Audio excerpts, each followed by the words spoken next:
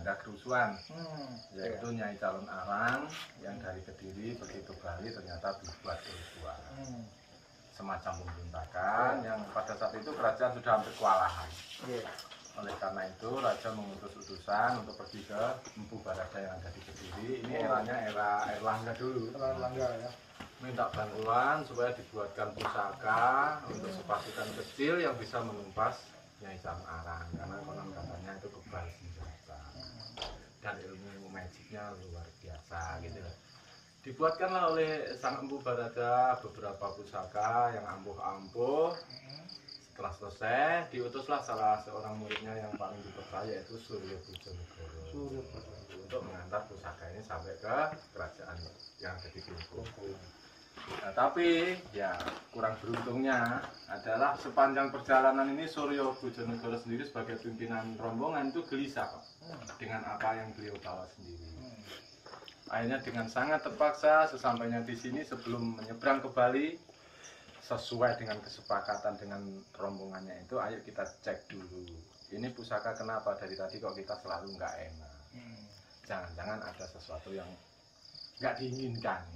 Akhirnya dicek betul di sini, itu ternyata mereka semua terkejut dan sangat kecewa karena beberapa pusaka yang diandalkan itu sudah tergantikan oleh yang nggak aslinya. Ada malah sesuatu yang hilang gitu. Akhirnya mereka semua kebingungan. Utanya mereka minta keadilan kepada Yang Maha Kuasa. Mereka melakukan ritual sama-sama. Ya terjadilah mereka raib semuanya, alias kalau bahasanya orang Kejawen itu mukso semuanya, Pak. Jadi hilang semuanya itu. Mau senjata itu ya? Senjatanya ya orangnya. Oh, sama orangnya. Kalau orang sendiri akhirnya meninggal dunia, kalah oleh Empu Barada. Empu Barada. Bertempurnya di mana itu, Pak? Kembali ke Kediri. Kembali ke Kediri. Iya, dia kan terus nikah sama anak keponakannya Nyai Anom siapa, Empu Barada. Oh. Jadi semacam kayak menantunya. Tapi di pantai. Di pantai kalah. Karena ajarannya berbeda, Pak. Dia Nyai Calon Arang itu mengembangkan ilmu santet, ilmu magic. Kalau Empu itu kan ilmu yang kebenaran. Mudah-mudahan dengan keterangan Bapak memberikan informasi yang akurat buat masyarakat luas, Pak. Iya.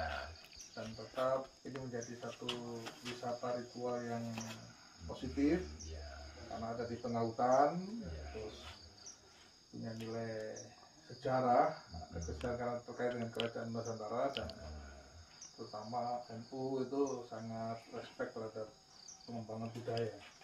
Budaya ini kan memang bersinergi dengan agama yang memang kita akui, supaya keberadaan historikal yang terkait dengan peradaban masa lalu itu tetap terjaga.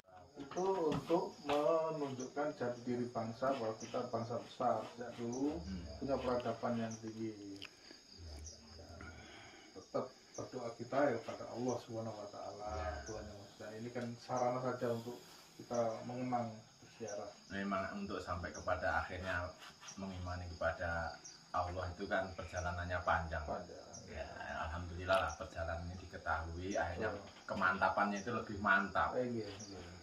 Baik Pak, saya kira penjelasan sudah cukup. Iya. Mohon izin bisa bersiarah. Oh silahkan Pak, itu ya.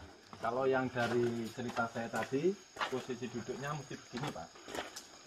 Ini ke arah sana. Oh gitu ya. Kalau ke arah timur bebas, tapi kalau ya usus arah barat, arah Silah Muka itu